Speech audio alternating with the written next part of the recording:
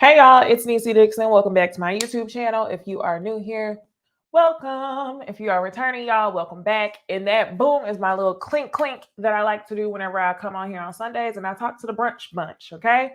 So welcome. I hope y'all are doing good. If you end up, really enjoying our conversation today, or if you've been here a couple times, go ahead, make it official. Hit the subscribe button, turn on your notification bell so you don't miss a video. Like I said, I've been trying to do better by notifying y'all at least 2 hours in advance if I'm about to go live. So I posted it on Instagram today, shared it on Twitter. So y'all should have got the 2 hour in advance notice. I'm hoping that the internet connection or StreamYard wants to cooperate today because I watched back my last live and the way that it was chopping and screwing was just, it really made me cringe, y'all, because I hate whenever I'm having these fluid conversations with y'all and I feel like everything is so crystal clear on my end. And then you know what I mean? And there's all that chopping up. So y'all let me know in the comments because the way that this is acting, I feel like I might need to go back to pre-recording and premiering and just chit-chatting with y'all in the comments. But I really do like talking to y'all because it makes the reviews better. It makes things go by faster. So today, y'all, we are about to review 3 shows. Dun dun dun. And even though I only had 2 shows in the thumbnail, I was like, is it really that serious to go ahead and put a ring on it? Because we got the top 2 shows right here. So we are going to review Put a Ring on It, Ready to Love Potomac, and then we're going to review Love and Marriage Huntsville. Put a Ring on It. This was the first episode. So I really don't expect that review to take too long before we get into the good stuff, which is Ready to Love. And then, of course, y'all love Love and Marriage Huntsville.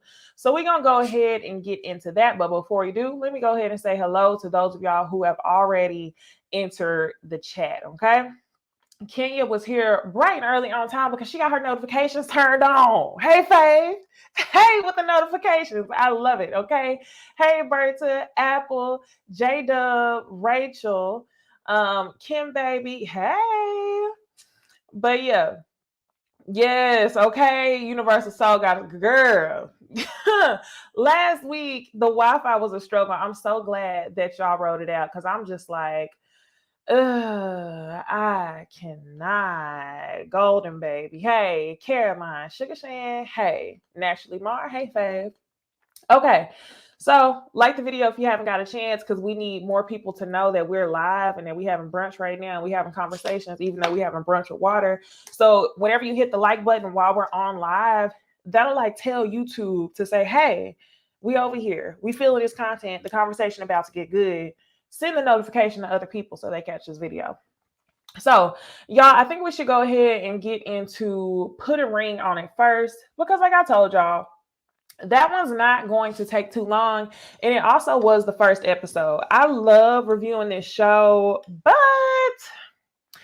I didn't want to see Hollywood again. Okay. I did not want to see Hollywood again. I was already lightweight annoyed that I felt like they had a Hollywood replacement. This is the thing, Put a Ring on It. You do the same show every season in the same city. Why can't you move around a little bit like Ready to Love? We have already seen, Hollywood, the New Orleans, or Louisiana, wherever he's from. I don't think he's from New Orleans, but Baton Rouge, maybe. I don't know. But we already got the Louisiana dude here that's lightweight, jealous. He's the one that wants to move the relationship forward, but the girl really don't know. We saw that with Hollywood and Ashley. We don't need it again, okay? And then for y'all to bring Hollywood back, I was just like, see, Monique said we should have Hollywood as a guest on the Ladies First panel. I think it would be fun, okay? Y'all, Hollywood seems like he would be fun to talk to. But my thing is, I feel like it's not necessarily anything he's done, but do y'all ever have that thought whenever y'all keep seeing somebody like on social media, on the timeline, that keep doing things to be seen? And then it kind of be like algorithm. I didn't ask for this. Why do y'all keep showing me this? That's how I feel about Hollywood. That's how I feel about Hollywood. I mean, I watched him for a whole season, and I think he's with a new girl now. So I'm like, you're low key giving away part of the show. J-Dub, yes, F-boy performative. That's what it feels like. I'm kind of just like, Hollywood. Loved you on the first season, but I don't need the algorithm to keep connecting your content to me. Like, I'm not the viewer anymore, but apparently I am since they got him back on home. Okay. So we have 3 couples this season, and at least 2 of the couples seem a lot more. They seem like they're going to be a lot more combative from what we've seen, especially looking at the previews. I don't have a favorite couple at all so far, but I'm going to go ahead and give y'all my thoughts on what I think about each of the couples. I definitely have thoughts about Kenneth. And then I guess we'll move on to the next show. So again, y'all, we're in Atlanta. So let me go ahead and introduce y'all to what order do I really want to go in? And I just realized that I don't have a picture of the last couple. Let me download a picture of the last couple because y'all are gonna want to see them too. I only got 3 pictures. I'm like, I know good and well it was 3 couples, and for whatever reason, I'm only seeing 1 picture. So y'all give me a hot second, okay? But while y'all do, I ain't gonna put the video on. I want y'all to be lighting up the chat box because that's whenever the conversation gets fun. So if y'all did watch Put a Ring on It, let me know. Do you have a favorite couple? Let me know, because this is what I want to talk to y'all about. Let me know, did y'all feel like Shorty was low-key calling Kenneth a bum without really calling Kenneth a bum? I got the vibes that she was calling this man a bum. And I also got the vibes that she might not be too far off. Like, she might be right, okay? Y'all tell me in the comments while I get this picture of Charlie and Otis. And then I'm going to pop back in on y'all and tell y'all what I thought. Y'all gonna stand beside me even though I come on here. Majority of the time I have my stuff ready, like on 100%, but today, so I had to add this new show, I guess I wasn't completely ready, but that's all right. That is all right. Okay, and y'all also see I got the chat on subscribers only mode because that's the only people I want to hear from, honestly. Honestly, especially when it comes to brunch. When it comes to brunch, that's the only people I want to hear from. Okay, it's loading. It's loading. We're going to get right back to it. All right, so let me read y'all's comments while I was doing some, technical difficulty stuff, right? So, J-Dub says, I don't see any couples here. Naturally, Mara says, I don't think any of them would last.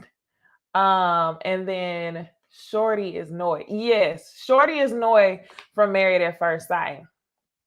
Miss GCF says she don't like none of them. Me either. I don't see any of them that I actually really like. J-Dub sees Otis as the abuser. This is in reference to Married at First Sight. So he's talking about Otis Olajuwon. Universal Soul Goddess, we see each other. We see each other because I took a note just like that. Okay. All right. So now that we have the graphic, let's just talk about this couple right here first. This will be a pretty easy couple to talk about. This couple is Otis and Charlie. So, I put Shay twice. Her name is Charlana. I have a picture right here. So this is Otis and Charlana. They have been dating for 3 years. They met in Miami at a film festival. And really the biggest issue in their relationship, they say that they have issues communicating, but I don't think that's what it is. Let's be real. I don't think it's issues with communicating. Otis, even then, well, maybe that's the overall issue. Maybe that's the umbrella, but I don't think that's the main issue. And I think they're going to discover that with Dr. Nicole. So as Charlena is telling everybody, he calls her Charlie sometimes, so y'all might hear me say Charlie. As Charlie is explaining to everybody what the issues are in their relationship, she says it's communication. He's then correcting her on what the issues are. And he says, I'll say something and then she'll hear something else. But the way that you behaved, Otis, the way that you behave, this is another one. I'm telling y'all, stop naming these young men after their grandpappies and their uncles. Stop it. Okay. Anyway, the way that he acted when she went on her date, it seems to me like Charlena wants to get married, Otis wants to get married, but they both know that they aren't the right ones for each other. That's my opinion. Otis claims to be a very traditional guy where he wants a submissive wife. I feel like both him and Charlie were beating around trying to say that he thinks he's an alpha and he wants a submissive woman. They never use the word submissive, but that's basically what it boils down to. Charlie says that she doesn't like being told what to do. She's in charge of her own life, and he really wants somebody to fall in line so they can be on one accord. So she ends up going on a date with Meta. Meta is a soccer player. He is from Southwest Africa. And Meta, this is a really good picture of him because the way that I saw him on the episode, he didn't look attractive to me. And that's just my opinion. But put a ring on it. Y'all always do this. Y'all always put one girl with a really fine dude or fine-ish, like on the verge dude, where he's like taller, athletic. Then you put one girl with like maybe an older gentleman sometimes. And then it's always one girl who you give like the eccentric type dudes. And I felt like that's what y'all did with Charlie.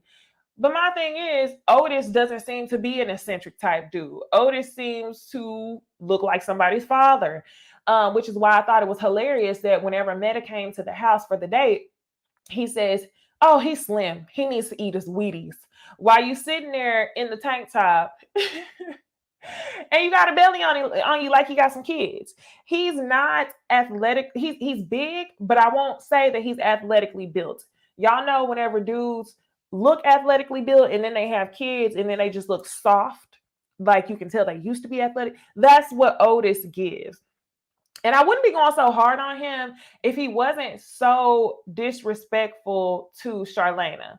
So you are right, Ashley Mar. The reason why they put Charlie on the date with Meta is because Meta is a soccer coach and Charlie is a tennis coach.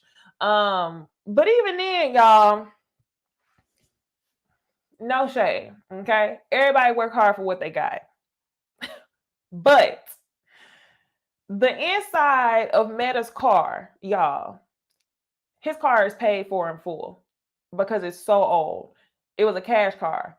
It was so old. The gum, the shoe gum, like the brown peanut butter leather inside of like an older Honda, that's what he looked like he had. Then the soccer field that they went to go play soccer was looking real old. So I'm not understanding why y'all think that Charlie, I don't think that Charlie would seriously be interested in going on a second date. Like for me, I don't know if that's just me being bougie, but I'm gonna need a little bit more. I'm gonna need a little bit more. And I know I could be very wrong for judging him by material things. But honestly, if I already have a man and his material things are a little bit better than what this guy has, and I'm like, I feel like y'all could have been more competitive with who it was that y'all brought her on this date. You should have had the dude pick her up in a nice Uber Black. They should have went somewhere to play soccer. Fine. The soccer fields look a mess, okay? But he should have took her somewhere nice to eat. That's more of like a we cool. I know you already. I'm not judging you by the things that you have. And I don't care how many of y'all are going to say that I'm shallow for saying that, but trust and believe y'all would do the same thing. First impressions are everything. Whenever you don't know people, you're looking at their shoes, right? You're looking at their teeth. You're looking at their car. You're trying to see like, okay, sure. Money ain't everything, but still, okay? I just felt like they could have done a lot better with her potential mate. Usually they come much harder, much harder. They find somebody that's at least comparative to who she's currently with. And I don't feel like Meta was comparative, but whatever. So anyway, they go on a date. They have a decent little time. She explains to Meta what she's missing in her current relationship, which the issue is that Otis is traditional and she does not want to be a traditional woman. So she asked Meta, like, okay, I know you're from Southwest Africa.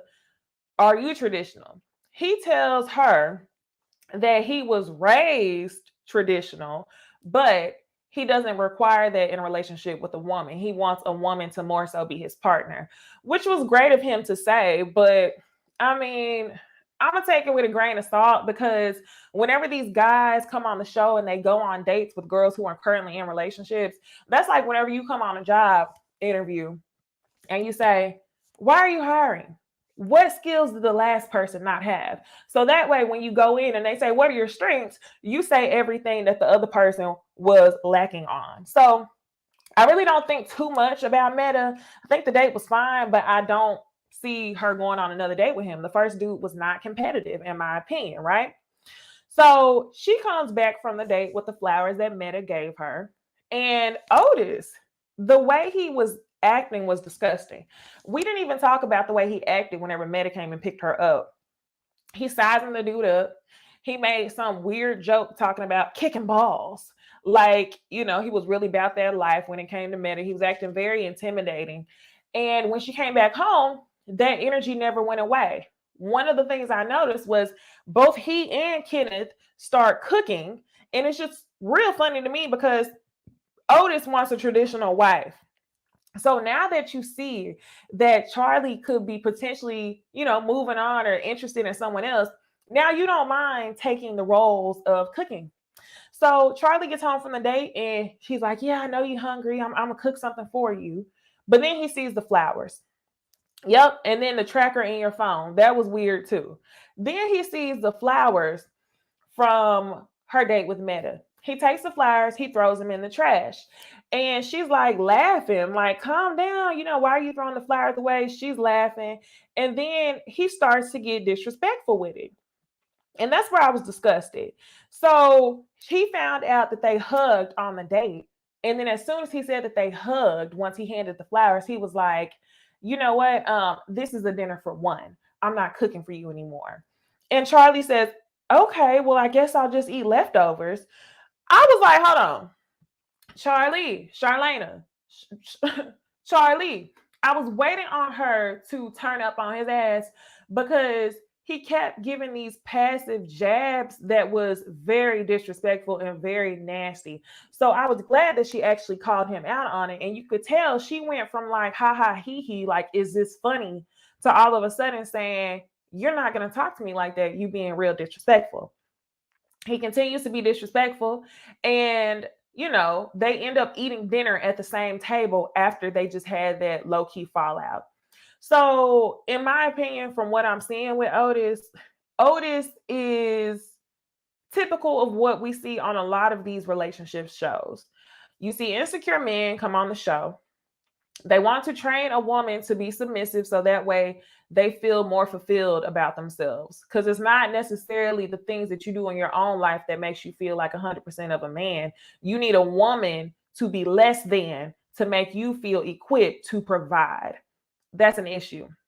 Now, this is only one episode, so I'm just telling you based on what I saw in the interactions that he had. I feel like he wants Charlie to, you know, fall in line, listen to him, be a little bit, you know, play dumb so he can feel better about himself. So I don't really like Otis. I hope that Charlie is going to leave. But the thing with these couples on the shows, they come and they get used to cycles, cycles, cycles, cycles. You say you want the help, but you really don't. A lot of these women on the show, they've already put all of their eggs in the basket that they're sitting next to. And when they come on the show, it's not necessarily for clarity. It's to get a ring at the end of it. And we've seen that season after season, especially with the couples who probably should have never even gotten engaged. So I'm thinking about Eric and Jessica. I don't think Eric and Jessica from the previous season are even together, but they got engaged anyway.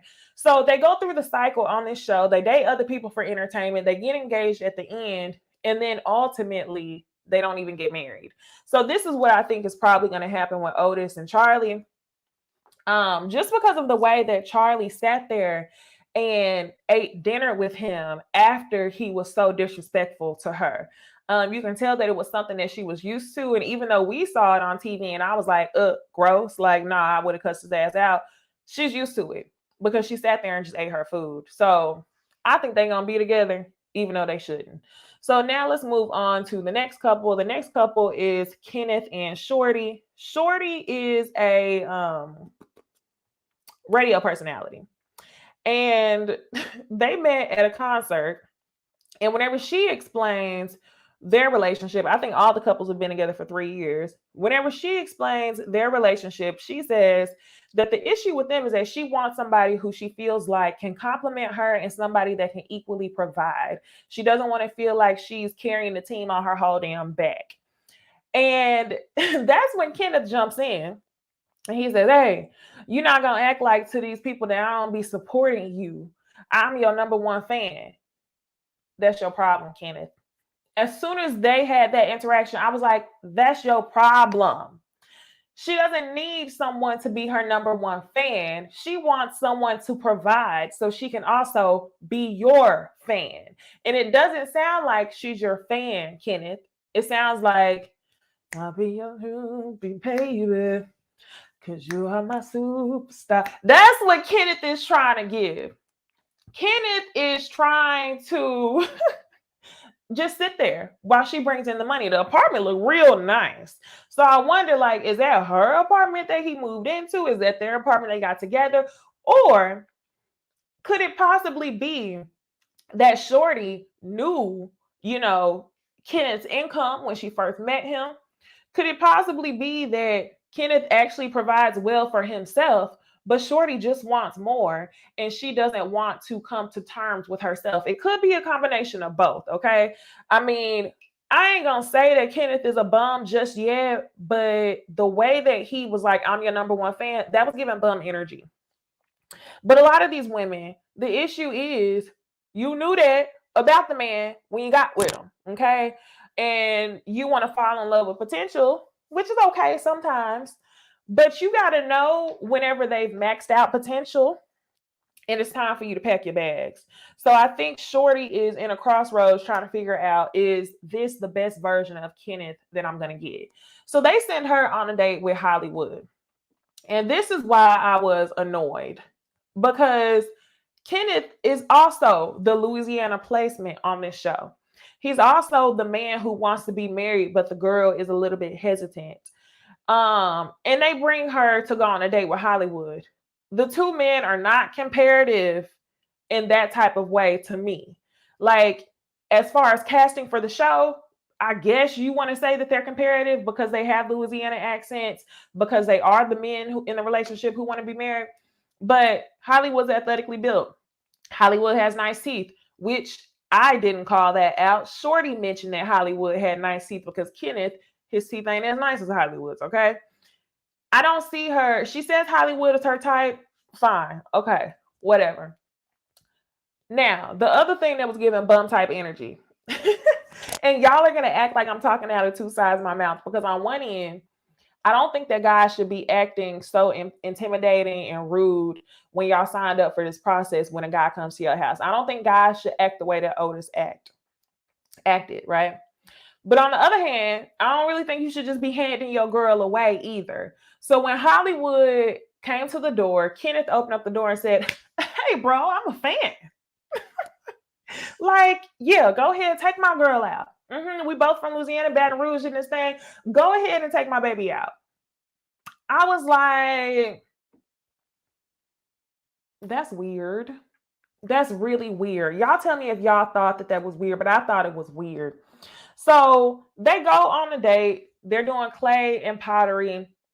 And Hollywood says that there is a physical attraction, but there's probably nothing else. It didn't seem like they really talked about anything. Shorty talked about Kenneth.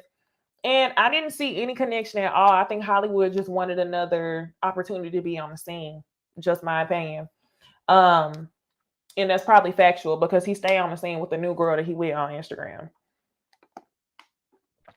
Okay. So Shorty gets home and she shows Kenneth the necklace that Hollywood bought her from the clay shop. Kenneth ends up throwing the necklace across the room, telling her that she doesn't need it. And he also says that she broke the rules because they were touching hands by building a clay pot together on the date. So I'm like, Kenneth, where was the energy? Like, where was that energy whenever Hollywood came to pick your girl up? You was a fan before. Now you're upset at Shorty. So these two, I feel like Shorty will actually end up leaving Kenneth. That's my point. Y'all tell me what y'all think. Now, the last couple that we want to talk about, this is going to be the couple to bring all the drama. It's always one couple to bring the most drama, and it's always one man that's out of the bunch that just does the effing fool. Y'all, I could have told y'all it was this couple whenever I seen him, with the Versace-esque shirt. When I seen her with the bundle undles, girl, your hair look good, lipstick look good. Shay's a pretty girl. But they very much give we like to be out on the scene type couple. And they have couples like this every season, okay? This is supposed to be like, I thank God that I forgot their name. Alexia and Smoke. I feel like these are the replacements for Alexia and Smoke in a way. So the whole episode, we find out that these two have been together for 3 years. All we know so far, they end up telling us at the end of the episode, is that the issue in their relationship is the family dynamic. They were actually engaged before. She called out the engagement because she feels like Alonzo cannot decide between being with his mom, for a lack of a better word, or being with his girlfriend. Now, they put her on a date with a guy named Brian. And this is what I feel like is a little bit more comparative. This is the flow that y'all should have fell in line with when it came to the other women. Brian is tall. Brian is athletic. Brian is funny. I feel like it is comparative enough to say, okay, she could go from an Alonzo to a Brian, but whatever. So Brian and Shay end up going on the date. Brian is tall, dark, and handsome. Alonzo looked like Rick Ross. So they go on a date, and when they do, it's like a painting type date. She's talking about what Alonzo lacks. She doesn't like the family dynamic. Brian assures her, like I told y'all how people do on a job interview. What are they lacking? Okay, well, this is what you need to know about me. He lets her know that he's a preacher's kid and that the family dynamic to him is really important. So along with him telling her that he could basically be the solution to her issues, he's also really funny, lightweight, charismatic. And I feel like she could have a good time with him. And I do see her going on a second date with him. So finally, all the couples meet up again with Dr. Nicole. And whenever they do, this is where we find out more information about what the real issue is with Shay and Alonzo's mother. So the real issue, she says that she only met Alonzo's mother one time, and it was because she rode with him to go drop off his, I think, kid. I don't know if it was a boy or girl, but she goes with him to drop off his kid at his mother's house. So that way the baby mama could come, they do the child arrangement exchange type thing. So he had been in the house for longer than 15 minutes. Shay walks in the house and was like, dang, something must be wrong. Girl, wasn't nothing wrong. Let's be real. I think Shay got to the point to where she was getting tired of getting the runaround on why she couldn't meet her fiance's mother. And she just walked in the house. That's what it was, girl. So she walked in the house and his mom says, oh, I wasn't expecting to see you. So the issue is that Alonzo's mother is still very much committed to the relationship that he had with his baby mother. And she's not here for anybody new. So Alonzo feels like because I proposed to you and because we had this big engagement party, that's letting the world know that I choose you. Shay is very clear and she understands very well that this man is not choosing her because she said that you're not telling the most important people in your life that you're choosing me, just your friends and family. So she ends up getting emotional because Alonzo is gaslighting Alonzo is deflecting, and she ends up walking off and crying because everything she's saying is making sense. And Alonzo is trying to make it seem like, but it doesn't matter. But I told my friends already. I hate whenever dudes try to gaslight like that. And I completely understand why we're going to get the blow up that we're going to get from this couple this season. However, I will say, while Alonzo feels like the bad guy, Shay very much is giving that she puts up with this. Shay puts up with this because there's no way you were with this man for 3 years, met his mom once on some, you had to walk in the lady's house to introduce yourself type stuff. We're engaged to him and never met his mother. Then she let us know that she thought that he was going on a business trip. He lied, said he was going on a business trip. She checked Instagram. This man was on a family vacation with his baby mother, his mama, the rest of the family, and his kid, and did not tell you. Shay, that should have been enough for you to leave right there. Why are you here? Like you said, she said to Dr. Nicole, why are we here? Like, I should go ahead and leave. Shay, I don't see Shay leaving, y'all. Shay is here to force him to meet his mom. This is what she's here for. Because a lot of these ladies, like I said, they don't come on the show looking for clarity on if they should leave or if they should stay.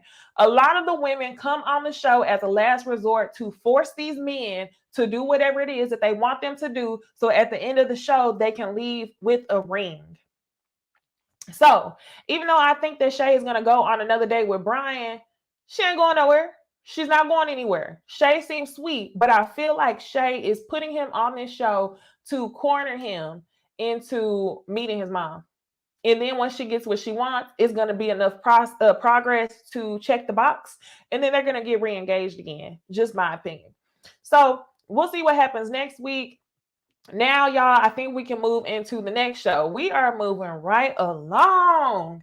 I'm so excited. I'm happy because I really thought that I was going to end up talking about that show for too long. Now, I know some of y'all going to think it was too long because we only got just about 50 people on the live. Because a lot of y'all be like, what are you reviewing first? Oh, I'll pop in later. Y'all fake. Y'all fake. Whatever. I ain't mad at y'all. That's why I put the timestamps in the comments so y'all can watch whatever show it is that y'all want to talk about. So now that we're done, we'll put a ring on it. If y'all enjoyed that review, do me a favor and like the video, and then we'll move right into Ready to Love.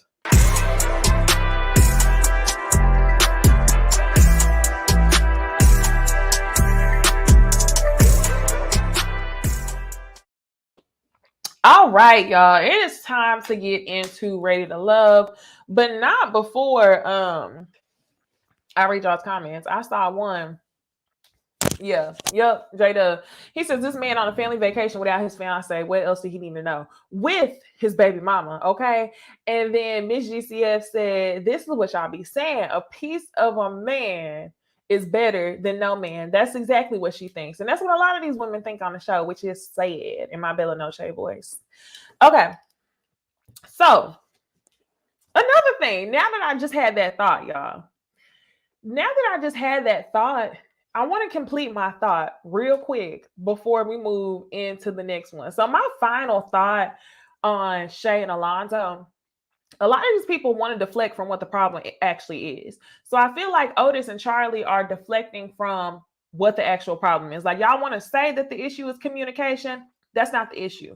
The issue is that he wants a submissive wife. So like Alonzo and Shay, y'all want to say that the issue is his mother, but Shay, what I feel like you're ignoring is that his mother is the buffer between you and the baby mother. So he could carry on his relationship with his baby mother in the way that he sees fit.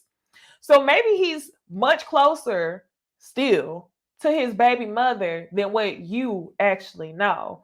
And his mom is okay with that, which is why his mom is not taking you seriously.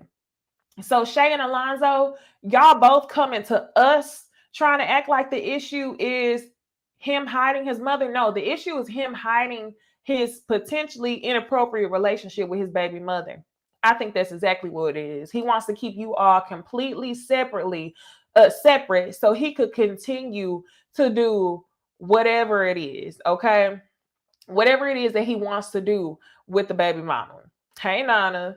Tia said, girl, I'm here for the personality and the commentary. I don't care about these shows. Ooh, hey, friend. I love when y'all say that. I love when y'all really be here just for the conversation, okay? I don't think Alfonso is married to his mama. I was just saying, J-Dub, I think that that's the story that they want to tell us, because it's easier for you to act like he's a mama's boy, but the fact of the matter is you're in competition with his baby mama.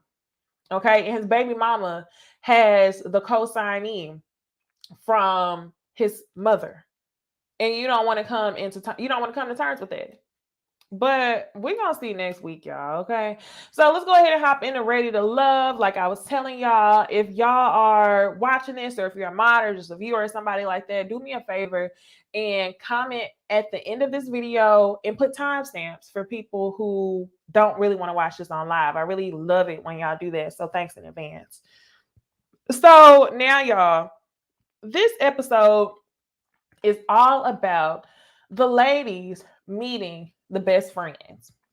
And when they do, the best friends give their opinions on who they think that the men should be with. Now, this is another time that they end up recycling somebody from a previous season so we can see them again. This time it feels a little bit more authentic because Phil and Donovan are actually best friends. They said that they've known each other for 12 years. So we're going to go to the first date. The first date that we see is P.O. or Paul introducing his best friend, his childhood best friend. They've been best friends since 5th grade, Chill Bill, to both Carmen and Akia. Carmen, y'all, I don't know what it is. Everything about I don't know what it is. Carmen irritates me, okay? Talk about letting somebody get under your skin. Like, it's something about the way that Carmen acts where I feel like if I actually knew her in person, she would get under my skin and I would not be able to contain, like, even a little bit of cordialness, honestly. I don't know how these ladies do it. If y'all was watching the Ooh Ladies First panel last week and they asked me about Carmen, I about lit her ass up. Like, and I was not even trying to read. I literally was just telling y'all how I felt about her. That was on Jay Lee's Corner channel if y'all want to watch it. But Carmen, she shows up in the blue contacts. And honestly, y'all, I feel like if it was ever a time for you to wear them blue ass contacts, it was not when you were wearing a red hat, red lipstick, red tank top, and your beauty supply store necklace that I keep talking about. That was never the time. Too many colors going on. Red and blue. Girl, I can't even look at you straight in the face. So if y'all notice, the other thing I don't like about Carmen is that she's one of those type of women who sees herself in competition with other women all of the time. You want to know how you maintain peace in your life? Stop comparing yourself to other people, okay? Your main competition is you. And yes, sometimes you're going to admire what other people have going on, but let that be the drive for you to get shit done.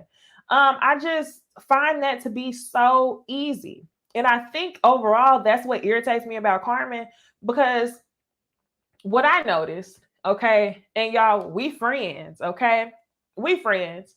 So every now and then when I review these shows, I end up telling y'all a little bit about my personal life.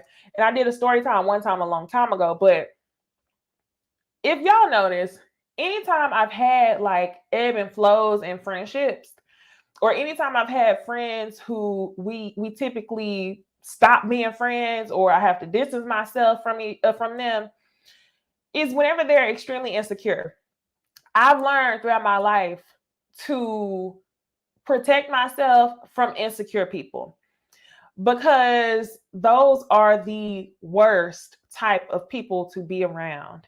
They only want to be around you when they feel like they have things that are in line with what you have going on. And then the minute that they feel less than, they distance themselves. They don't really want to be cool like that no more, and they fall into a victim spell. Now, On the flip side, you see Carmen. She doesn't do that. She handles her insecurities a different way. Carmen likes to project and act like she's the baddest bitch ever. But in between her just, boosting herself up and talking about how amazing she is, she's always comparing herself to another woman. We've seen all of the other women on this show, regardless of if they were in competition or not, when they saw each other on a double date, they said hello. They hugged each other. It was friendly. She enters this date, nipples hard, okay? Looking like a thought. That's what she was looking like. To meet the friend, right? To meet the friend. That is so weird to me. Why did you come like that to meet the friend? You don't really address Dakia. You come in with an attitude. And let's talk about Chill Bill, okay? I don't never want y'all to confuse what I just said with me saying, by the way she's dressing, she wants attention. That's not what I'm saying, even though she does. Men like Chill Bill, because I hope y'all was watching what I was watching. Chill Bill could not control his eyes. When Carmen showed up, he saw the titties. Check. When Carmen walked away, he looked at the ass. When Dakia walked away, he looked at the ass.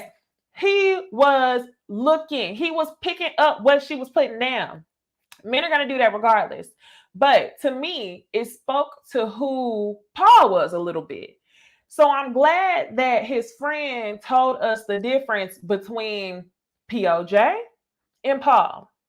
So while they're on the date, Dakia is talking about how she's really successful in her life. And I love that about Dakia.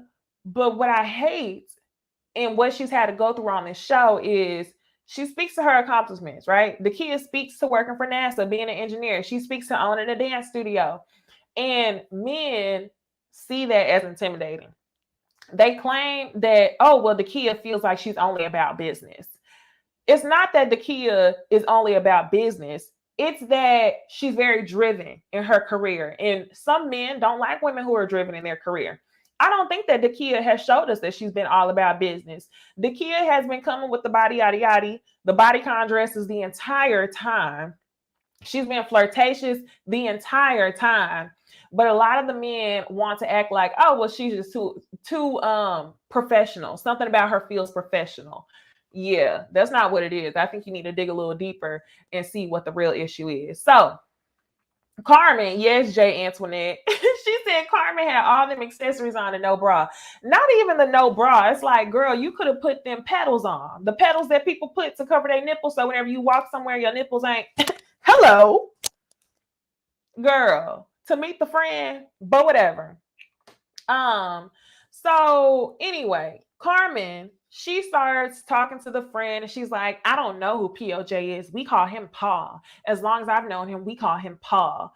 She's letting the friend know, Chill Bill, that she's very confident and she's very competitive and she just feels a peace about herself whenever she's around Paul. Girl, you feel a peace about yourself when you're the only woman around Paul because you are insecure. And then she also asked Dakia in front of Chill Bill, have you been on a date with Paul yet? And I was like, girl, your energy is very ugly. Your energy is very, very ugly. Okay. And I feel like if Carmen didn't have this ugly ass personality, I wouldn't be ready to rip her ass up every episode. But whatever. So the final verdict from Chill Bill is that Dakia fits Paul and Carmen fits POJ or the old Paul. And that was just Chill Bill's way of saying that Carmen is a popcorn microwavable hoe. Dakia is who you can build a future with. So even though the friend was looking at all the ass, looking at all the titties, he knew well enough that if you think with your dick, then you need to date Carmen.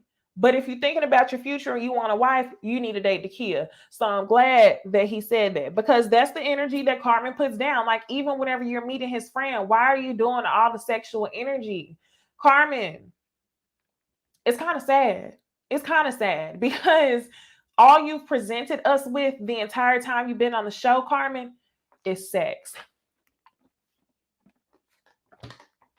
is sex.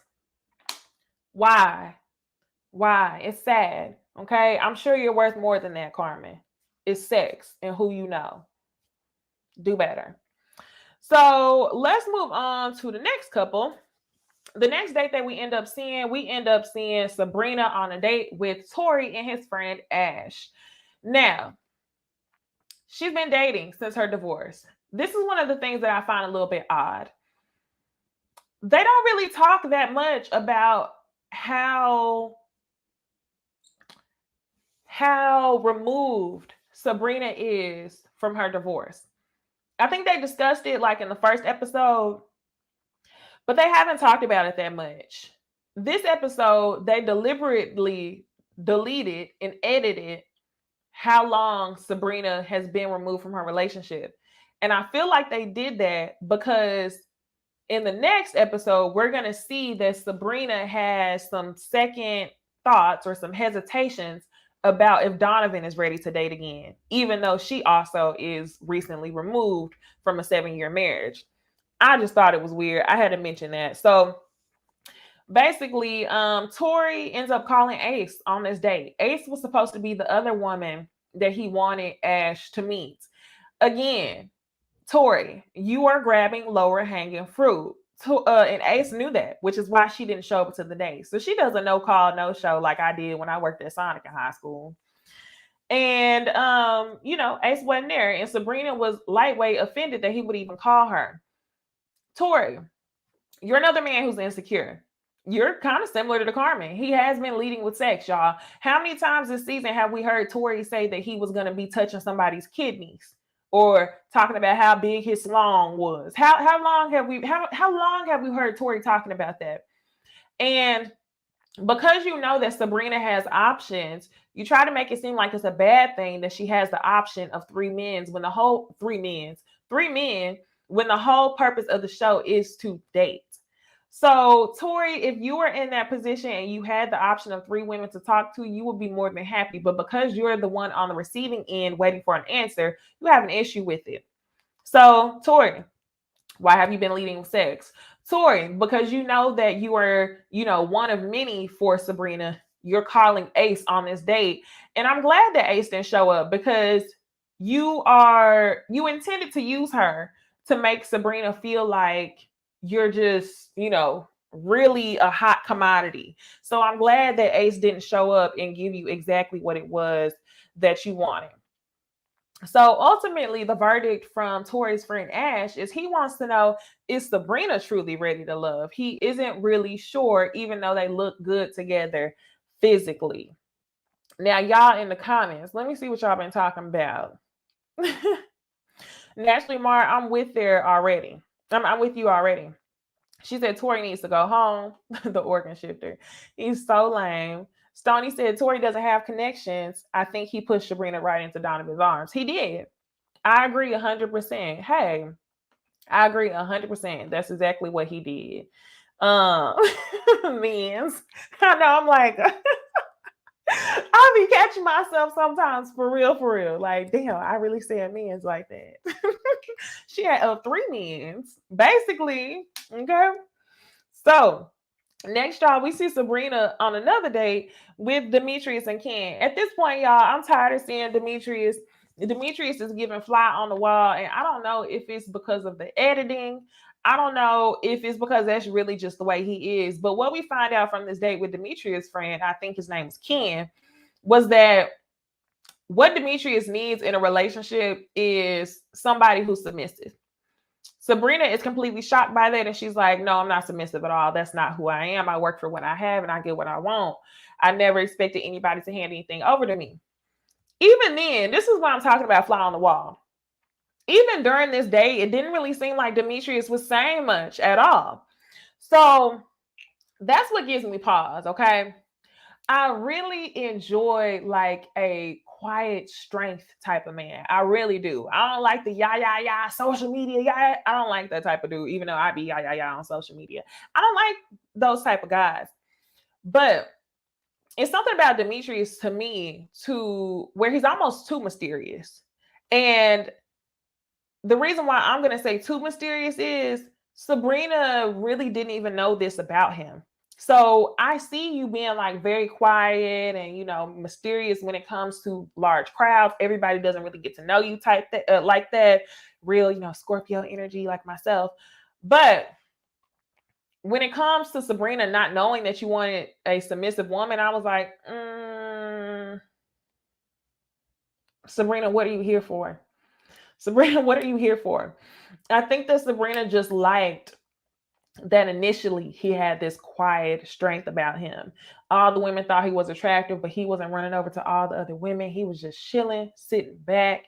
He had a cool conversation with her, but I don't think he does enough for me. I don't think he does enough for Sabrina either. So that's all we saw with that date. So finally, we'll move on from that day to Clifton and his friend Kenny meeting up with Joy and Dakia. Y'all, I didn't realize how big Joy Booty was till this episode. I did not realize how big Joy Booty was. That's why the men love them some Joy. And it's also because she has that, she has like she can hang with the guys. She can joke with the guys and they can have a good time with her. And she always makes sexual jokes. She is such a guy when it comes to Kiki. She made a joke that the kid's glass looked like a vagina. Nothing wrong with that. Nothing wrong with that. Like, damn, y'all 40 and lame. Why do y'all keep making these sexual, that's what she said, type jokes? My goodness, I feel like I'm in middle school already. Again. So anyway, on this day with Clifton, Dakia talks about how Clifton fed her an oyster. Both Joy and Dakia are interested to see what the dynamics of their relationship look like with Clifton because they are very, like, everything that they do is completely separate.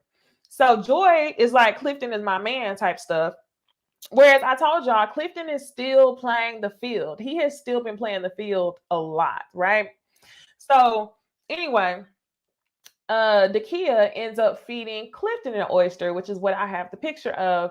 And Joy did look a little bit uncomfortable, but I think Joy feels very, very, very confident that Clifton is her man and that they're going to be together. And Joy, I have to say, I agree. Clifton is just trying to go through the process. Clifton is not going to choose Dakia at the end of this. Him and Joy get along so well, almost like a brother and a lover type stuff. And what? Oh, I was like, what? J Dub, I was like, what? You said Joy is Walter's ex from last season. Like, what do you mean for real? For real? Are you saying that she acts like Walter's ex from last season? Or are you saying that they dated? Because I would be shook. I would be shook. So anyway, girl, Jay Antoinette, she said Dakia is throwing her off with the excessive innuendos. Is it Dakia or is it Joy? Or is it all of them? We got Tori, we got Clifton, we got Joy, we got all of them are doing this. And I'm just like, for what? For what? And then Universal Soul Goddess, she said that seems to be the norm in their dating style. I was beginning to think that I was prude. No, it's childish.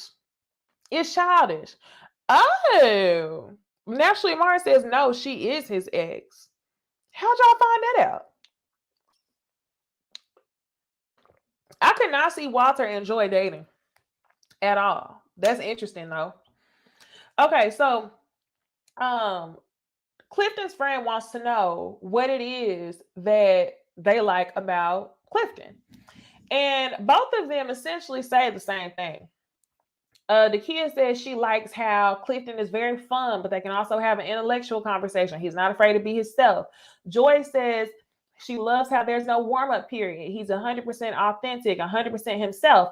And the friend wants to warn them that even though y'all love those qualities about him, those are also his worst qualities because he's not going to hold back. He's going to walk into the room and always say exactly what is on his mind. So ultimately, Joy ends up leaving. She has to run. The kid ends up leaving as well. And the choice for the friend is Joy. He likes Joy. It's Joy by a long a long run. He knows that Joy is the one for Clifton. And I think Clifton knows that as well, even though he tries to make it seem like he's really going to put some consideration into if he should choose the key or not. He's like, I really just want to weigh all my options. Clifton, you're doing a good job playing the game.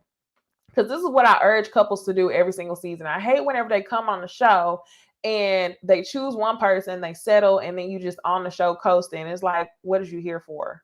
What is you here for? So Clifton, I ain't even mad at you. What Dakia says is, even though Joy is head over heels for Clifton, Clifton is still free game. She says that Clifton is still very much playing the field, and she's still competing for Clifton. So now we can move on to Donovan and Phil from last season. Y'all, man, these comments was in shambles. These comments were in shambles last season whenever we were talking about Shiloh and Phil. Y'all know where I stood. I ain't going to talk about it again because that season is over. But we get a pleasant surprise, or unpleasant, depending on how y'all feel. I don't know. From Phil. He is best friends with Donovan. They've been friends for 12 years. And he gets the pleasure of meeting Tina and Sabrina. I really felt like somebody was going to call one person the wrong name, because Tina and Sabrina is just too close to each other. So Phil, he was like, I've been through this process before. So where does my guy Donovan stand when it comes in terms of your tops? And Tina ends up saying, well, he's up there. And Phil's like, well, you didn't really give a number. Like, where does he stand? And Tina says, do I really have to answer? And that's where Donovan just kind of makes a face like, okay. You can tell he was bothered. And I feel like it was childish of Tina to say, oh, do I really have to answer? Because it was gonna lead Donovan to believe that he wasn't your number one. And to be real with y'all, I don't think that Tina has a number one on this show.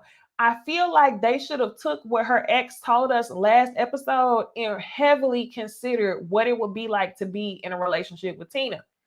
Not only because of what her ex said, but also because of what she led with when she came on the show. I told y'all when she came on the show, she led with the fact that she had been in a toxic ass relationship, right?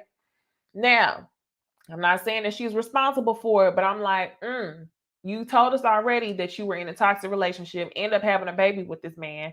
And then your ex, who comes on the show, tells us about some of your toxic qualities as well. He cheated, you broke a phone, broke a screen door, or something like that. And I told y'all it was very much giving Monica so gone. I think that there's something about Tina. There's something about Tina that tells me that she probably does not know how to have a healthy relationship with somebody. Even whenever she was talking about, when she first came on the show and was talking to Paul and said that she's always dated older men. When she was in middle school, she was dating high schoolers dating people in college. In college, she was dating people older than her. I don't know. I don't know anything about Tina, but I feel like she probably has not had the best experiences with dating men. So I'm just going to say that she is not ready to love. And that's just my opinion. So one of the other things that she mentioned during this date to me that was screaming red flag was Phil ends up asking, what is it that you like about my boy Donovan? Tina says, well, I had a really hard week. And Donovan said, you probably need your space. And she said, a lot of people don't understand that I just need space sometimes. Remember, y'all, last episode, her ex told us that sometimes she will ghost people for a week, 6 months, a year. So whenever she says she needs space, I don't know Tina, but I just get a really strong feeling, or I just have intuition that she probably has a lot going on in her life. She's probably had a hard life and she's not ready to love. She can't be ready to love because he asked you, what was it that you liked about his friend? And whenever you answered the question, you told him that you enjoyed that he gave you space. I don't know. Now Sabrina, she ends up having a lot more meaning or more valuable conversation when it comes to how she feels about Donovan. She mentions how they both from the West Coast. She mentions how they vibe so easily. But one of the things that throws Donovan off, he was talking out of two sides of his neck. He said he said he's alarmed because Sabrina wants kids and he already has two kids. But if his wife wanted to have kids, then they could consider it and have a conversation. So to me, it's giving, you don't want no more kids. Like, is it worth having a conversation, or is it that you just don't want no more kids? What is it, Donovan? So the verdict from Phil is that he likes Sabrina. He really doesn't say it. I think they edited it out, because anybody that would have sat on that date knows that Sabrina brought more value to the conversation than Tina. So Donovan ends up asking Phil, like, well, choose one person. And Phil doesn't really choose one person. He said that's for you to decide. So Phil felt like Tina was a little bit disengaged on that date, and he needs to know if she's actually in this. Now, Sabrina's takeaway from it, Sabrina is smart. I like the way that she was reading the conversation with Phil. Phil said that he's been there for Donovan through his highs and his lows. Donovan is recently divorced. So that put up a red flag for Sabrina, because she wanted to know, like, your lows, what type of lows you be going through, how long, like how far removed from you are you from actually having these lows. So I think that Sabrina is asking the right questions.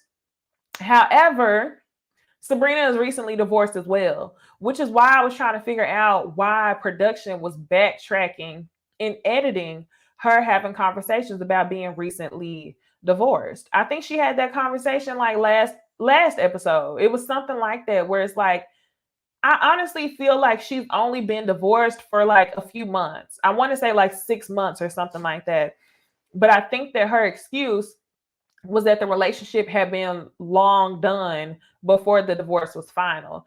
So I want to know what her thoughts are on Donovan not being completely over his relationship if they both are recently divorced. I guess we're going to see. So now it's time to move on to the next couple.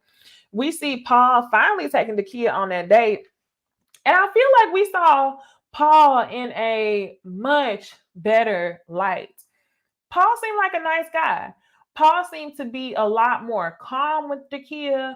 We found out that he's an artist. He likes to paint. And Dakia feels like it's finally layers to this man, and their relationship might just have a little bit of umph. Now, even though this date with Paul was cute, Dakia, girl, we're down to the wire. You already sent your number one home. Your number one was Eric. And y'all know she didn't send him home. I know he went home, but whatever. Dakia, stop picking up them old peaches off the ground. You don't need to pick the lower hanging fruit. If ain't nobody there for you, they just ain't there for you.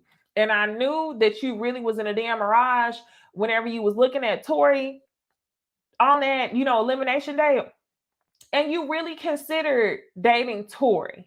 You had this entire season to actually act on any interest in Tori, but you didn't have any because he looked like your best friend's little brother. Dakia, don't be that girl. You're smart, you're successful, you're beautiful. You know when enough is enough, which is why you ended your relationship with Eric. Do not start picking up lower hanging fruit off the ground. Even though this date went well with Paul, Dakia said that she still needed something to know if this was worth pursuing or if this had potential. And I feel like where we are at this point in the show, since it's about to end, don't choose nobody off potential. You've had enough time. I don't think that Paul is it. It was a cute little date though. What y'all think about it? Oh, okay. Shawana said that Sabrina was 2 years divorced. I didn't know that.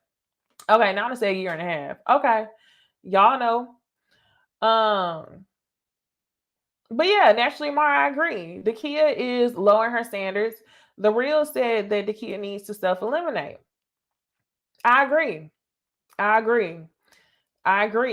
think that Dakia just needs to go home.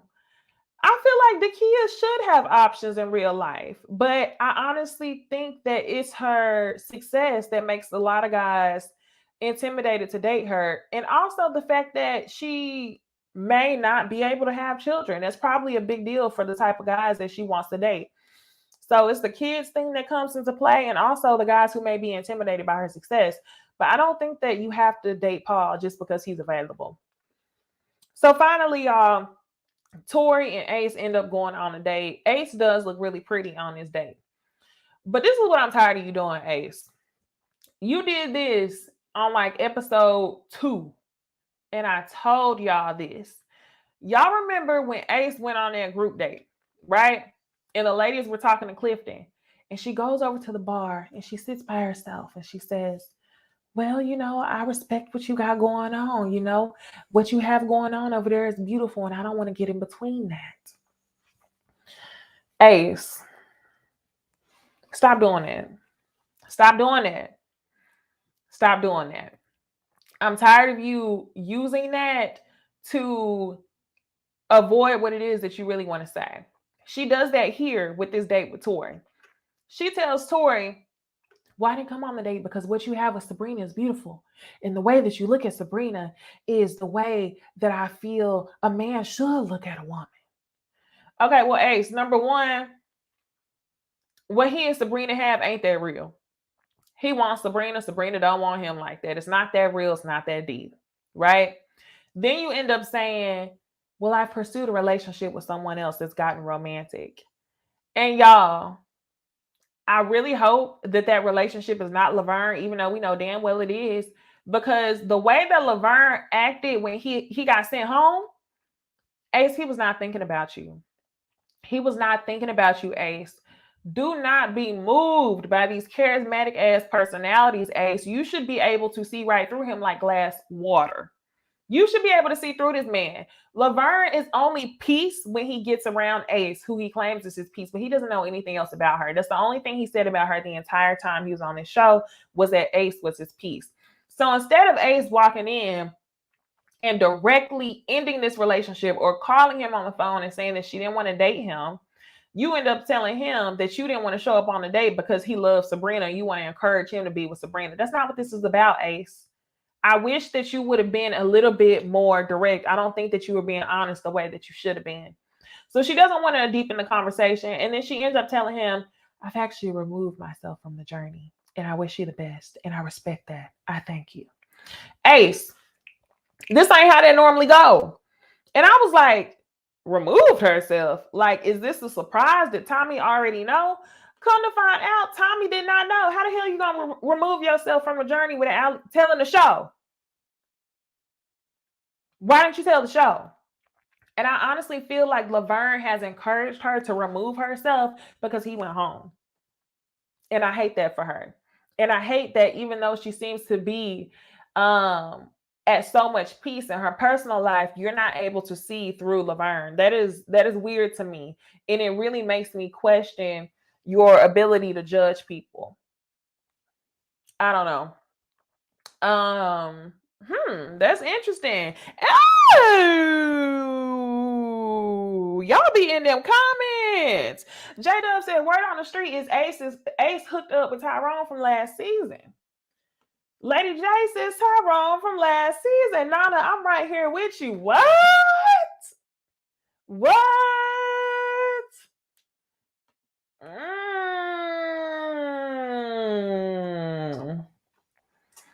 Very interesting. Very interesting. Y'all tell me, could y'all actually see Ace and Tyrone together? Kind of. Yeah. Because I feel like Tyrone was trying to date Shiloh because he did want to date a woman with some peace. And then y'all remember all them seasons ago, it was like Joy and the chef, I think his name was Mike or something like that. He wanted to date her because she felt peace. You remember he had PTSD. I could actually see that.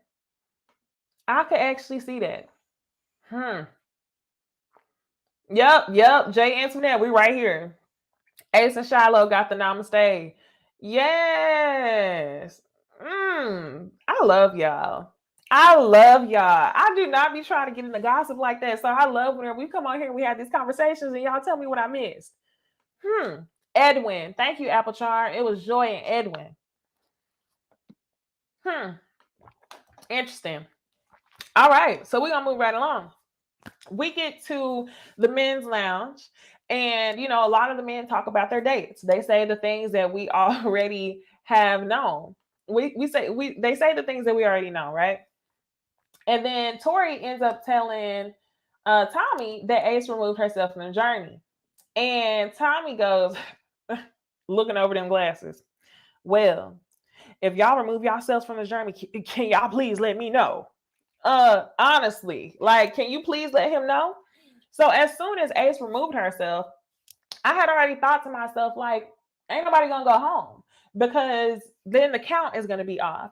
So they ended up not sending anybody home. The men were being very competitive. They were really standing for the ladies who they wanted to be there. But y'all know damn well y'all could have sent Tina home.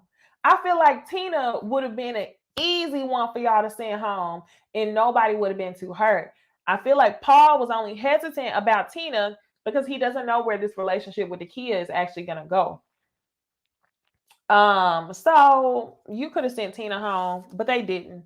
There's no elimination today, but Tommy does announce to all of the singles that he is sending them on a weekend trip where they have 2 nights to impress and woo. Now, y'all, I think that this weekend trip is gonna get real hot, steamy. I feel like they're gonna be doing a lot. And based on the previews, you see that Joy and Clifton are sharing a bed. I feel like Joy's marking territory. That's weird. I feel like y'all definitely should have kept the same energy of keeping your options open all the way through the weekend trip. But maybe Joy is feeling a little bit more competitive, especially since she knows that he's doing a really good job of entertaining the kid. So we're gonna talk about that next week. Woo, my goodness, y'all. Next week, so much is like going on. Next week. Is that next week? Yes, y'all. Let me update y'all, okay? Before we get into Love and Marriage Huntsville, because that's what we're about to move on to right now. Let me give y'all the update. And I should have done this at the beginning of the video, but I have to give y'all the update, friends, on my life. So y'all know that your girl is getting married in 13 days. So that is going to change my review schedule a little bit. So this Sunday, of course, we're at brunch right now, right? Then I will see y'all on Thursday to review Married at First Sight, right? And then I will see y'all on Sunday, the 3rd, to review all of the OWN shows. So we get the 3 shows again next Sunday. We get Love and Marriage Huntsville, Ready to Love, and Put a Ring on It, right? And then I will see y'all again on April 7th to review Married at First Sight. I will also see y'all on my channel for Ooh Ladies First Panel. Now, my wedding is that Saturday. So y'all won't see me on the 10th. And then I'll be on my honeymoon for the next week, okay? And then y'all won't see me on the 17th. Oh, my goodness, y'all. So I will have to come back from the honeymoon and catch up on my shows. So I will be reviewing what I missed probably no later than the 19th or the 20th. So that's going to be like a while. So like I said, I won't see y'all for like 10 or 12 days. But like I said, we're friends. Y'all follow me on Twitter. Y'all follow me on Instagram. If y'all want to see what we're doing in Mexico, if y'all want to see some of the behind the scenes, because I do love talking to y'all and showing y'all parts of my life when it comes to that. But other than that, y'all gonna have to catch these shows on the 19th. Okay. So we can move on. Yes. 13 days. He said, are we doing a live from the honeymoon? Yes, I'm so excited. I will be sharing stuff. I'll be on Instagram if anything, because I still be wanting to talk to y'all. Won't be watching the shows though. But yeah, I'm definitely about to enjoy the time off. So thanks, y'all. So now y'all already know what time it is. we're about to get into Love and Marriage Huntsville, which is what a lot of y'all have been waiting for. So go ahead, like the video. We're going to get right into this review.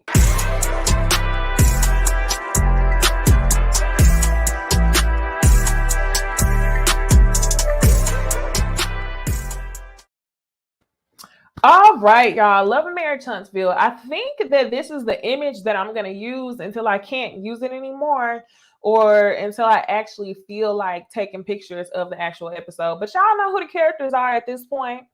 Y'all good with this? Because I'm good with it, okay? So, episode starts out, and we get to see Martell having this calendar photo shoot. He's doing like a sexy calendar photo shoot. I'm good on it. I don't need to see it. I don't need to see Martell little milk dud ass and, January, February, March, April, May, July, blah, blah, blah. I don't need to see Martell every single month of the year on my wall. But I do want to say shout out to you, Martell, for doing something. You don't have a builder's license. So shout out to your manager for trying to make you useful and trying to turn your villain, status into coin. And it doesn't have anything to do with Mel. So you need more people around you like that, Martell, so you can actually be productive. However, y'all know it wasn't going to be a scene with Martell without talking about Mel. So we find out that his manager's name is Melnika, and he also calls her Mel.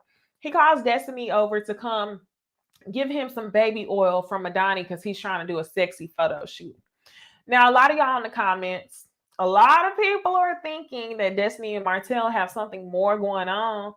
And y'all, honestly, I don't think that that's the case just yet. I don't think that that's the case just yet. I'm still going to give them a little bit. I had to eat that, y'all. I'm starving. All morning, I was putting together graphics and shit and catching up on shows. But anyway, I don't think that that's the case just yet.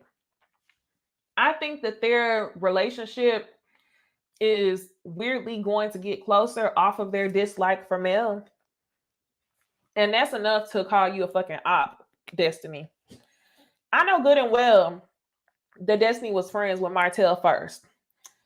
But for you to sit there and have conversations with Martell about his ex-wife so both of y'all could rag on Mel, that's weird as fuck. You an op. You an op. And I have to say that. Can't be trusted. And even though this ain't got nothing to do with me, if I was friends with Destiny, I would look at how she's moving and I would not trust her as far as I could throw her. I would not trust her. Anybody who moves like this is weird. This is big weird. So Destiny, you were on the show for all these seasons, or 2, 3, whatever, y'all. You've been on the show for all these seasons. You haven't really been able to carry your own storyline. You've only been there to perpetrate the things that Mel and Martell have gone through. Now that you are released from the shackles of Mel, who wants you to be a yes man, according to Martell, you still choose to come on this show and talk about Mel. We've seen it with Martell, but please don't do that, Destiny. Give us some substance, okay? And I'm not talking about that whack-ass singing studio shit because you can't hold a note. It's flat. It's giving flat as the damn ground. It's giving flat. I'm not talking about that. We don't want to see you go through what Martell has gone through. Now, when I say what Martell has gone through, I mean, Martell could actually make a check off of being on the show and only talking about Mel because that was his ex-wife. You can't do the same, Destiny. You can't do the same. So you're going to have to come with some more substance than what you're currently trying to give us. So she ends up talking to Martell about what happened in LA. Mel was listening to her and Tisha. She was standing outside of their door like a weirdo, listening to them having a conversation. And Destiny fails to say that she was talking shit, even though I know she was. I don't care what y'all say. Destiny was talking negatively about Mel. Now, don't think that I'm caping for Mel 100%. I think that it's a combination of their two truths, right? So Destiny probably was speaking negative on Mel. And she wanted Martell to know. Martell says that the reason why Mel is dropping Destiny is because Destiny is no longer a yes man. That has nothing to do with anything. At this point, Destiny, you should know that you cannot have a logical conversation with this man about his ex-wife because he's jealous of his ex-wife. So it's just very funny to me that whenever you told him the story about LA, he never said anything that was actually relevant to your issue with Mel. Like, understand what I mean by this, y'all. If Destiny went to Martell and said, yeah, Mel was listening through the door and now we don't talk. Martell's response, if he was an unbiased thinker, would have been, man, that's messed up. Have you reached out to her? Or, oh, I'm not surprised that she did that because last time you and Mel went through XYZ. But y'all think about the route of thought that Martell had to go through to respond the way he did. When he responded, he said, well, she dropped you because she knows that you're not a yes man. Mel only wants yes men around her. Your response was 100% biased, and you should have known that, Destiny. You can't have a logical conversation with this man about his ex-wife. It was dumb. It was very much giving misery loves company, and you needed to snuggle up next to somebody who already thought that Mel was a bad person. So both of y'all look foolish as hell when y'all was in this scene, and today I'm gonna have to throw up my motherfucking clown mask. Because y'all was on some clown shit. Y'all had y'all's clown masks on, masks. Y'all, I'm sounding like, y'all know who I'm sounding like. Y'all had y'all's clown mask on like y'all always do. Okay? And that was not the look. So we will move on from that scene to actually talking about Mel and Stormy. So we know Stormy from last season. Stormy's house was actually where they filmed the Telltale Signs music video. And that's where we first were introduced to her. Stormy is known for having a really successful hair care line, Black-owned business. I have never used her product before, but I have heard of it. And that's how they ended up getting close. So she ends up taking Mel on a warehouse tour where Mel can answer or Mel can ask her the questions that she wants to because Mel is coming out with her own skincare line. So they talk about product for a little bit. And then, they start talking about how, girl, you had me dead because you were saying that you forgot that you performed fellatio. And Mel was like, well, I've never had those type of conversations with Martell about, what it is that I've done. So I'm not going to continue or I'm not going to start to have those conversations about what my personal life is like.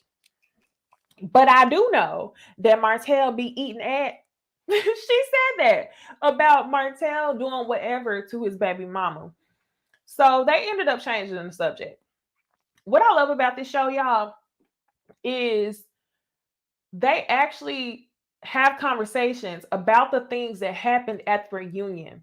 It just goes from, it feels more like real life. Like, y'all know when we watch Real Housewives, they never really go back and talk about, oh, well, I'm mad because you said this at the reunion, and they don't make it a part of the storyline. They never make it a part of the storyline. Even if they do mention things from the reunion, they don't act as though it impacts their friendships. It's almost like the reunion is just a theatrical play that's put on, and then they don't really talk about it again in depth. They don't even talk about things, that happen on social media, and they don't ask as much, okay? And I know I'm starting to think of some shows where they do, but I don't feel like they do it to this degree that they do on Love and Marriage Huntsville. So anyway, Mel changes the subject and she brings up this Christmas party that she's having at her house where all the girls are going to be wearing matching pajamas and she wants everybody looking real cute. And everybody is invited who you know except for Tisha and Destiny. Now, Stormy is completely shook because she's like, Destiny, why we? She said, why we ain't inviting Destiny? Now, Stormy seems like she could be cool, but I really do not want her to be introduced on the show the same way that Tiffany was. And that's the vibes that I'm getting. I'm getting the vibes that Stormy is going to keep bringing up stuff from a viewer perspective. Now, y'all, I understand that Stormy is in the friend group, but it's weird when you have an outsider come onto the show and they're asking you about things that happened on the show that you were not a part of in real life. And it feels like she wants to get the pot stirring. That's my opinion. So Stormy does not like Tiffany. Then Mel starts talking about LA. Mel talks about LA and she says that Destiny was caught up talking badly, talking negatively about her to Tisha. Stormy then says, well, what is it that she said? And Mel said, just negative things. So this is what I mean when I say I feel like it's a blend of two truths. Mel is being very discreet about what was said when it comes to Destiny, and Destiny is not even mentioning it at all.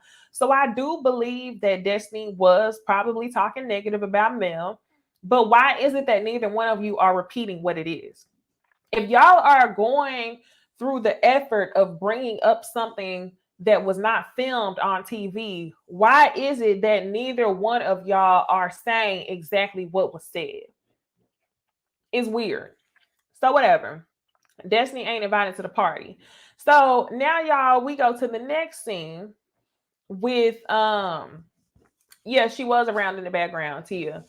Her house has been a part of the show, so she was around in the background. She was, but okay, she was around, but the things that Stormy was mentioning, in my opinion, was like directly based on her watching the reunion.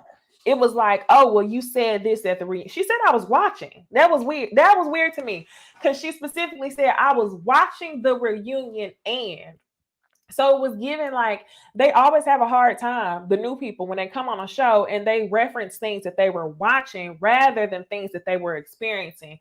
I felt like it would have hit different if she was like, oh, girl, me, you, and Kimmy went out to eat and Kimmy mentioned how this happened on the reunion. It would have felt more personable. It feels like it's very much intended to, you know, make a mark on the show since you are now the new +1 character. But whatever. So now we can talk about Marcel and Tisha. Marcel and Tisha are at their office, and Tisha looks really pretty. I like the natural curl, looking like she got a fresh blowout, and the purple suit. You look cute, Tisha. They talk about how they've been in the investment property for 30 months rather than just the 12 months that they thought. And they talk about the 10 acres. Whatever. Y'all, we've been talking about this for so long. I don't even know what to think about it. I'm just like, whatever. So Wanda ends up arriving. Wanda is coming with all the questions and the mess. And she ends up, you know, bringing over her paperwork because she wants to do a food truck and it's going to be like loaded potatoes. It's going to be called Show Enough by Wanda. And Tisha has already told her mom that they're investing in the food truck. Now, Marcel is feeling away because he's like, when did you discuss this with me? And apparently they did have a discussion about it. Marcel is tired of giving her mama money. So he told Tisha, if Wanda could provide all of the paperwork and we know that she's serious about it, we can invest in it. Tisha really wanted her mom to have this truck. So she told her mom what Marcel told her. And they got the paperwork in order and they already invested in it. Boom, it's done. So even though you have this investment deal, Wanda, even though you're coming there to ask for money, you are not afraid to bring the mess. So Wanda mentions the picture that I was talking to y'all about last week, the picture that Marcel posted of him, Maurice, Martell, and some other people in the club when they claimed that they was in Atlanta in 2015 with Ariane. She was like, yeah, that's messy. So Wanda's like, yeah, you posted that, and now I see stuff in now I see stuff in the comments that makes me want to ask you about it because I believe every single word that they're saying in the comments. I'm like, well, Wanda, low-key, that's your fault, but whatever. And she says, tell me this, answer this. This is a test. Did you or have you ever rented an apartment or a house with Martell? And instead of answering the question, Marcel does what a Scott always does, which is talk like a lawyer. And he says, if I did, why would I tell you? And he's like, I don't answer dumb questions. It very much reminded me of whenever Maurice was at the reunion and he was like, them saying that Kimmy is a side chick is like calling me an alien. I'm not going to address things that don't make sense. That's very much what it was given. So he refuses to answer the question. Wanda gets upset and she's like, okay, so you failed the test. And Wanda is asking the questions that Tisha wants to know the answer to. Because, like she said, it very much was a test. Wanda wants to address the things that she's seeing on the internet. She wants Marceau to answer the question truthfully. So that way she feels like it'll be put to rest. But I kind of understand where Marceau is coming from, where he's like, people already have a preconceived opinion or an answer about what I'm going to say before I even open up my mouth, which is true. Okay. Because I ain't really seen that much proof of Marceau cheating, but just based on the way he be acting, I already have an opinion on what you like to do in your free time. So I understand why you would not have answered the question from Wanda, but it just seems like he gets joy out of making Tisha nervous. That is just so weird to me. And I'm so uncomfortable watching Tisha every single season because at this point, we've seen you at your lowest of insecure. Now that your husband mentioned last season that you used to be more confident, now you're trying to play reverse psychology. Now you're trying to play in our faces like all of these rumors don't really matter to you. She says, at this point it's laughable. At this point it's laughable. I'm going to choose to stand by his side and I know what happens in my marriage and I'm not worried about it. Now, Tisha, all of that sounds good if you didn't look like every time that you were saying that, you were going to burst out into tears. Every time Tisha tells us that she gonna stick by her side and it's not really a big deal. Like last episode, she said, it is what it is, all while looking like that stuff matters to you. We seen last episode, Kimmy and Maurice were in conversation with Marceau, and Tisha is just gazing out down at her plate. Gazing down at her plate. And that brings me to talking about your cousin at the Christmas party. Now the next scene, y'all, we gonna get through real quick, right? The next scene, Kimmy, Maurice, and Jalen, they go to Jalen's house, and that's where Jalen ends up asking, well, has he cheated on my mom? I don't know. I was reading the comments and I don't know. Has he ever cheated on my mom? Now, they end up telling him, we are not a household that believes in infidelity. And he says, I'm not really worried about it because I felt like I would have seen signs and I never saw the signs. So I guess, whatever. So now, like I said, Tisha acting like, oh, she's about to cry, but she gonna stand by her side, brings me to speaking on her cousin who was actually at Mel's Christmas party.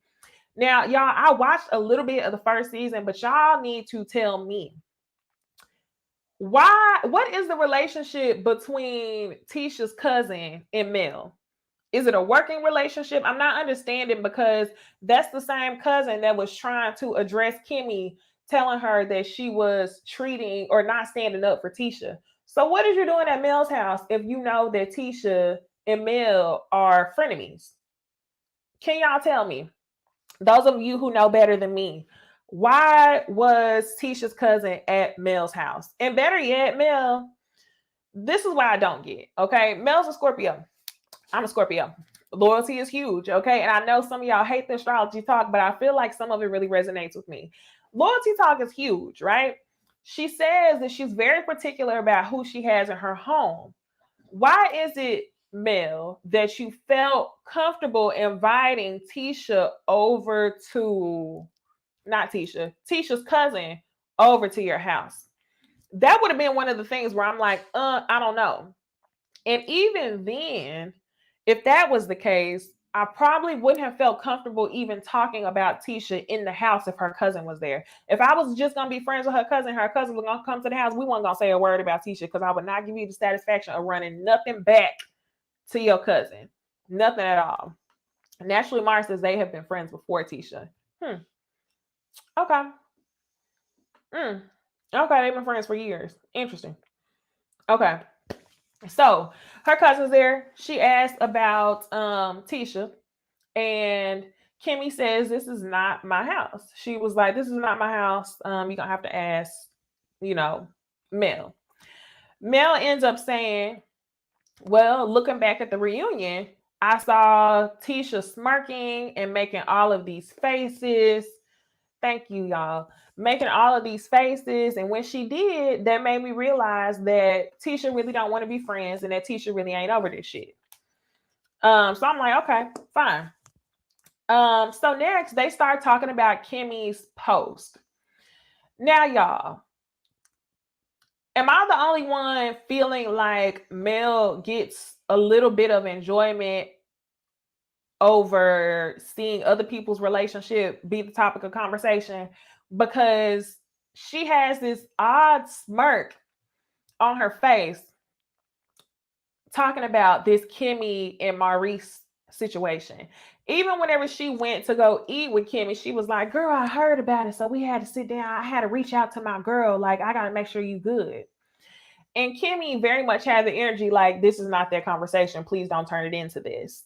And she kept the same energy when she was approached about it at this Christmas party. So they asking Kimmy how she feels about the post. It's Stormy in the kitchen.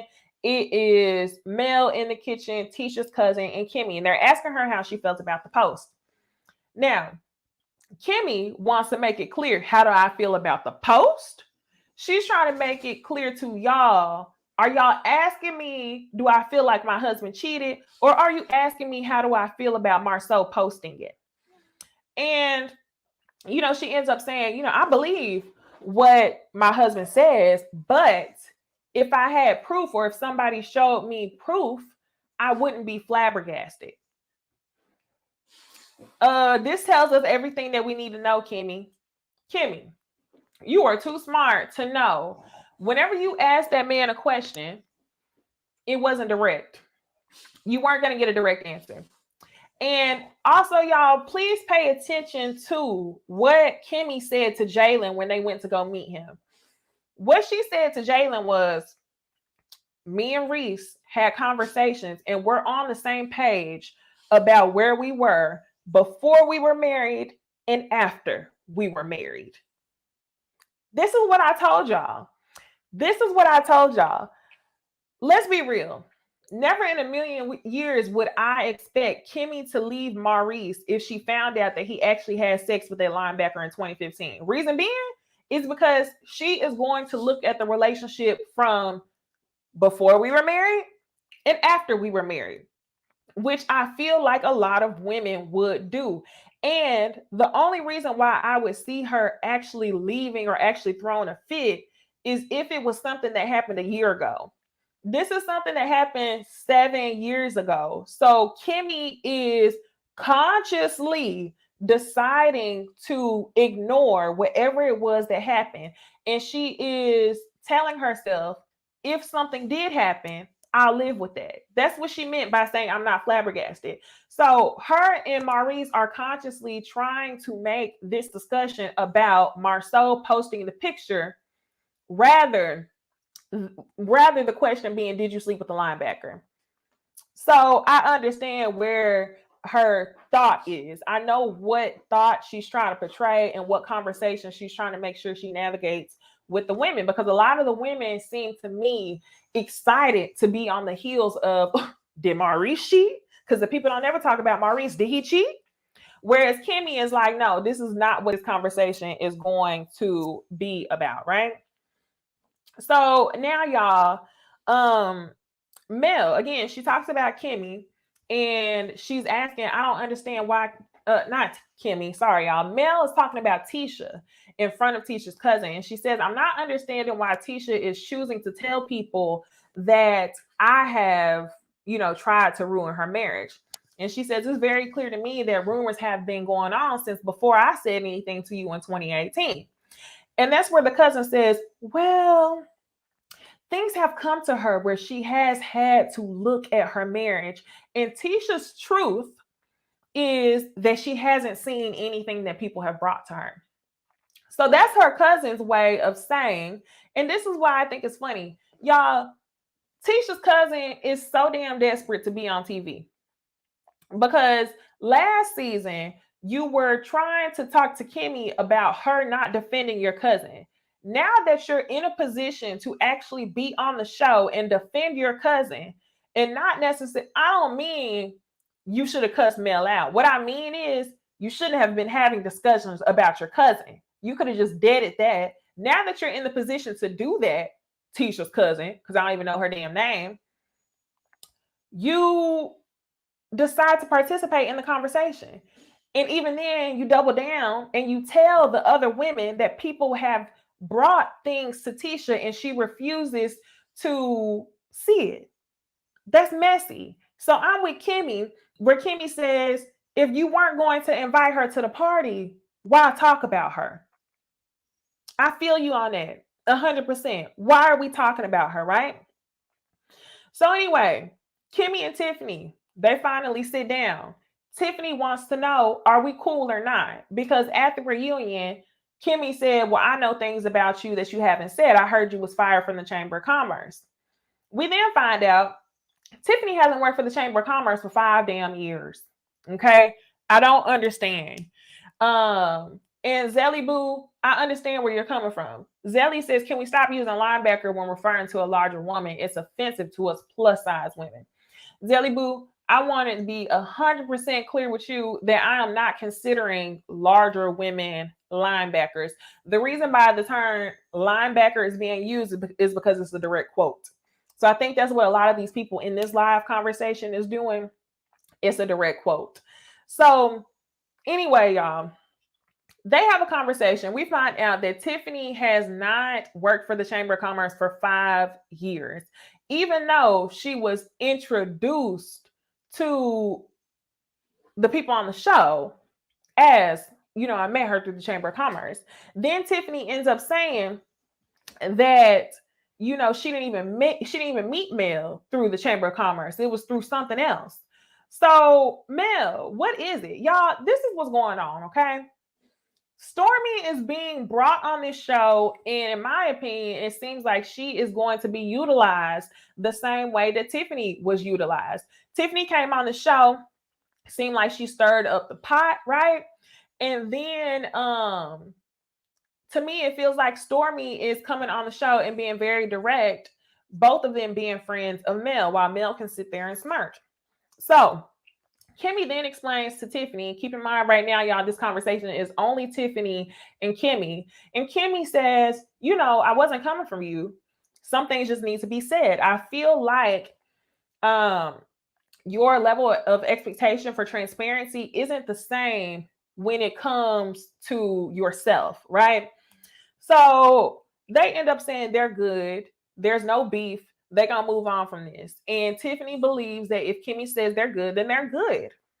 However, to me, it felt like Stormy was waiting for an opportunity. She was waiting for the swinging door to come open so she could just run in and involve herself in the conversation and be the person who actually puts Tiffany together, because y'all know we couldn't stand Tiffany last season. So I feel like Stormy came on like, all right, bet.